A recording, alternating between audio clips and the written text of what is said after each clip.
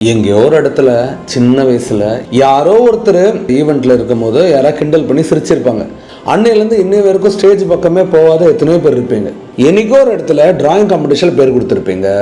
அந்த drawing competition நீங்கள் நினச்ச மாதிரி ஜெயிச்சிருக்க மாட்டீங்க.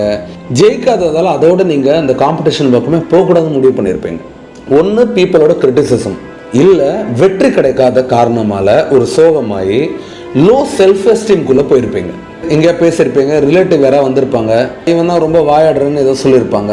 அதோட நம்ம பேசக்கூடாது முடிவு பண்ணி பேசுறதே நீங்கள் மறந்து இன்ட்ரோவர்ட்டாக உங்களை மற்றவங்க கூப்பிடுற நிலைமைக்கு நீங்கள் மாறி இருப்பீங்க. சம்டைம்ஸ் நெகட்டிவ் ஸ்டாம்பிங்ஸ், நீங்கள் இவ்வளோதான், நீங்கள் வேஸ்ட்டு அப்படின்னு சொன்ன சில பேரை நம்பி நீங்களும் அவ்வளோதான் நம்ப ஆரம்பிச்சிட்டீங்க. டீச்சர்ஸோ இல்லை ரிலேட்டிவ்ஸோ இவங்களாம் சொல்கிறதால நம்ம நெகட்டிவாவோ இல்லை வேஸ்ட்டாவோ மாற போகிறது இல்லை.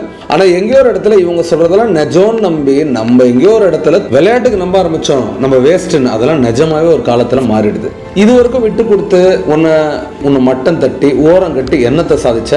இந்த நிமிஷத்துலேருந்து ஒன்று பண்ணலாம். என்னன்னா, ஒன்று நீ பாராட்டிக்கோ, சின்ன சின்ன விஷயத்துக்கு உனக்கே நீ ட்ரீட் கொடுத்துக்கோ, நீ நல்லா சாப்பிடு, நல்லா என்ஜாய் பண்ணு, நல்லா தூங்கு. ஒரு லைஃப் தான். நான் என்ன கேட்குறேன், இவ்வளோ நாள் ஒரு கோழையா இல்லை எக்ஸ்ப்ளோர் பண்ணாத இல்லை உன்னை அப்ரிஷியேட் பண்ணாத ஒரு வாழ்க்கை நீ வாழ்ந்திருப்ப.